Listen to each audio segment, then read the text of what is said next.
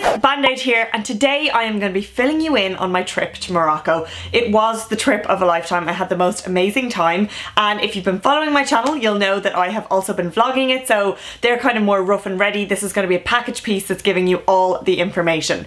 If you do want to check out my vlogs, I'm just going to put them here and leave links in the description box and you can check them out in your own time. So Morocco, what's the crack with it? I travelled to Marrakesh. I went late September, early October. I have to say I do think that was a really good time to go because it was still hot and it was really cold at home, so there was such a difference in the weather, and also it wasn't peak travel time, so prices were really good. I'm going to kind of go through each section because I've had a few questions. So the first one I'm going to start with is how to get there. Getting to Morocco from Dublin is really simple. There's actually direct flights. Ryanair flies from Dublin to Morocco, who would have thought? And my flights were really affordable, so I decided to go kind of off peak season. So I think my flights were about 120 euro, 130. Now that was before we added our bags and stuff, which was a little bit more expensive, and I kind of paid for us to sit together on the way over. Booking flights, I use a site called Skyscanner and I absolutely love it. It gives you every single airline and the best deals, and it's just really good for pricing your holiday. I didn't go through any kind of travel agents or anything like that. I just kind of booked it myself. So getting into Morocco, I did find the airport a little bit stressful, so that's just a disclaimer right now. And I actually had a question on my Instagram. I went to Marrakesh in June this year. Did you experience the culture shock like I did? That I definitely did. Like as soon as I got in, I just felt a little bit strange. Like it was completely out of my comfort zone and anything I was ever used to. A tip I have for flying into the airport in Morocco is have your taxi to your accommodation booked in advance, because it can be very stressful once you get there, and it's actually the same price, so it works out the same way. In terms of accommodation for Morocco, it's kind of really what you want. I stayed in Marrakesh because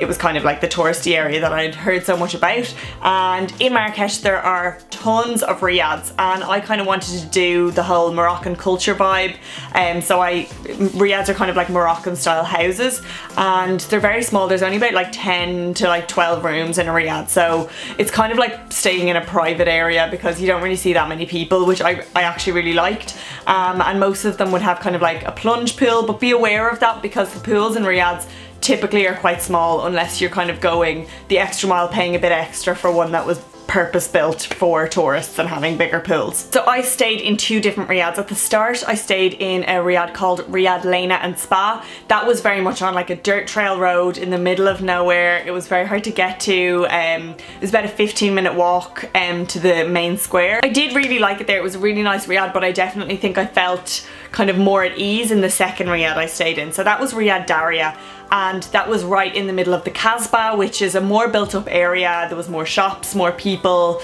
In general, I just kind of preferred that area, and it was about the same distance to the square. So I'll leave the link to those two riads down below, but there are so many riads out there, and there's definitely nicer riads than what I stayed in, but I left it like really late to book them, so that's what I got. But I did really like them, and there's free breakfast in most riads as well, which is amazing because you're kind of saving yourself the expense of paying for 3 meals a day. You only have to pay for 2. In terms of where to stay, I don't think it really matters once you're near enough to the square but not too close to the square. The main square is called Jama El Fana, and it is so busy, hustle bustle, like so much noise, and I feel like if you were staying in a riad in the square it would just be so noisy you'd get absolutely no sleep, so I wouldn't recommend that. About a 15-20 minute walk from the square is absolutely fine, and it kind of gives you a bit more of a feel to where you're staying and what the area is like, so that's what I'd recommend. In terms of things to do and places to see in Morocco, it's not the biggest kind of sightseeing place I've ever been. The souks are absolutely incredible. Of course, I would recommend going to them, doing a little bit of shopping, getting your genuine fakes. I got a nice Yves Saint Laurent bag, and I got like a little kind of a cushion for my room and things like that, and I absolutely love the souks, and they're something that I feel like you definitely go to more than once. For us, we had to go through them to get to the main square, so we were in them a good bit, and I actually really enjoyed that. As well, there is the Majorelle Gardens, the Yves Saint Laurent Museum, and then there's also the Bahia Palace. They're all really incredible. I only went to Bahia Palace because we hadn't done like any sightseeing kind of sites. There's also amazing mosques and tombs, but it's kind of what you want. Like we weren't really there for a whole like sightseeing thing of going to like a million palaces. We just kind of wanted to do our own thing. So, but Bahia Palace was really nice. It's €7 in, and it's just kind of like tiles everywhere. Like, I've definitely seen more amazing things, but it's worth going to. My biggest recommendations for things to do in Marrakesh would definitely be get a hammam. I went to a place called Rosa Bonaire Spa, and myself and John, we got hammam, which is like they scrub your skin till you feel like a baby. You might lose your tan though, just a disclaimer there. And then we got an argan oil full body massage, and that was amazing. Like, they got all my knots out, and it was just a really nice thing to do, really relaxing for a holiday. And it was pretty affordable. I think for like the hammam and the massage, I think it was about 60 quid. So yeah, no, it was definitely worth it. Above all else, and I'm sure you've seen this from my pictures on my Instagram, on my vlogs, was we did a camel trek in the Sahara Desert. This is by far one of the best things that I have ever done in my life. Like, every time I think about it, I just can't believe it even happened. It was so amazing.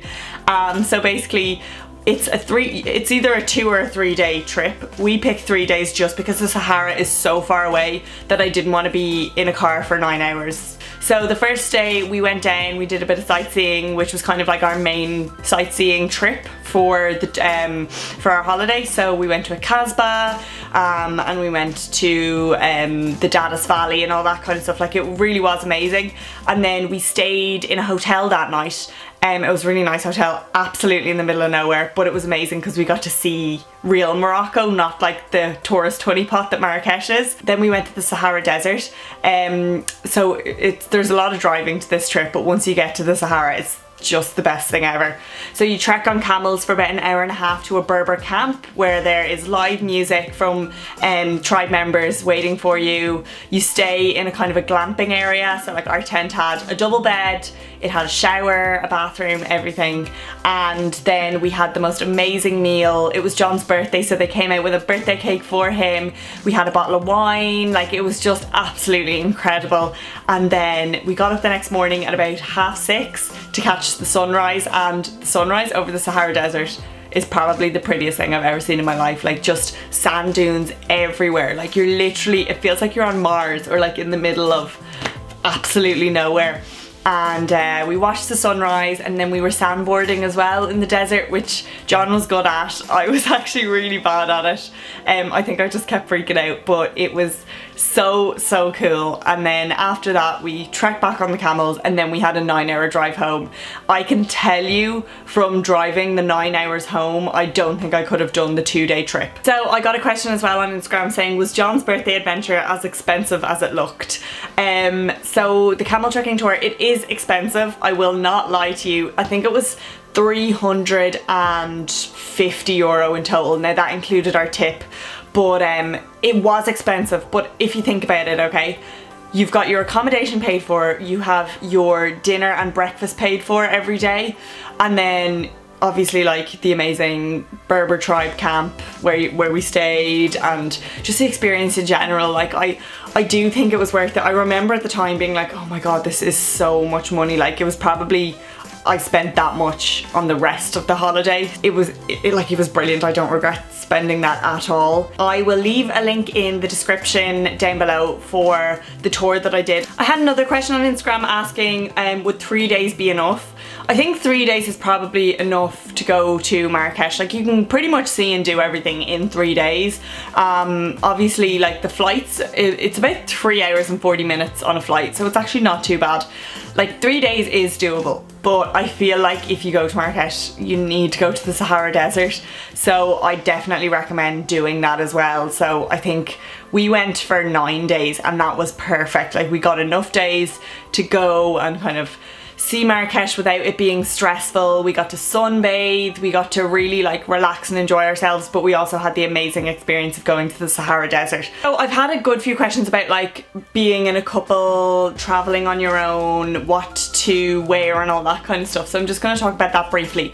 As a girl, I cannot express to you how uncomfortable I would have felt without John. Now, I know I have blue eyes and blonde hair. I just stand out in a crowd over there, but I really felt safe having John there. Like, I didn't get any hassle, and I met people on the trip who were just 2 girls on their own, and they said that they did get a bit of hassle. Like, people wouldn't listen to them, and like just simple things like that. In terms of what you were dressing, like, you can wear, like, it's a touristy area, like they have tourists, so many tourists there, so they don't mind like you wearing string tops and shorts and stuff, especially when it's really hot. I myself, like, I consciously packed kind of long dresses, things that would cover my shoulders, just out of respect and just because like of what I had heard from other people. But there was days when I just wore like skimpy little dresses and I didn't feel uncomfortable and I didn't feel like anybody was looking at me or anything. I had someone ask me what the Riads opinions were of traveling in a couple. Because we were in Marrakesh, and as I said, like, it's such a touristy area, they have absolutely no problem with couples. I never felt like I was getting a weird look for being with John or sharing a room together or whatever. Because I'm the biggest foodie ever, I have to give you guys some food recommendations, like, obviously.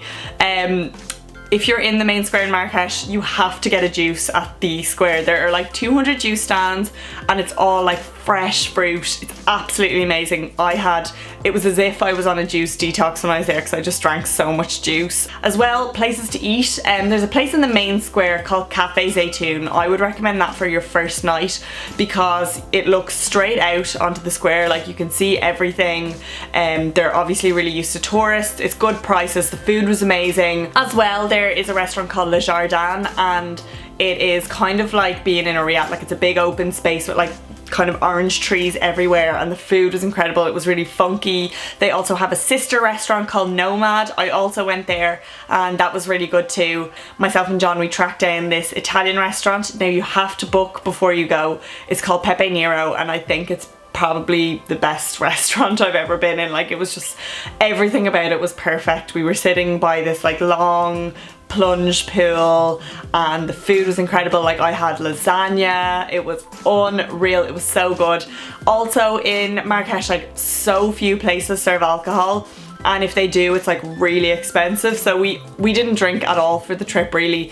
We drank once in the desert and then we drank in Pepe Nero as well because they serve wine. It's a place that I know that I'll look back on years to come and be like, that was one of my favourite meals ever. So I just absolutely loved it there. In terms of budgeting, like, Marrakesh as a destination is very affordable. The Riads, I'd say they range from like your average is probably about 60-70 quid a night. Food is very affordable. Like, you can do it really cheap if you want to and go into the restaurants that are kind of off away from the main square and you could probably get a full meal for like under a tenner. But in total, I think including flights, accommodation, my desert trip, everything, I think I paid just under $1,000, which is really good for 10 days abroad, and it was just like one of the best holidays I've ever been on, so I would definitely recommend it. So I've tried to keep this as short and snappy as possible. Obviously I'm recording now and I haven't brought it into the editing process, so I don't know how long it is.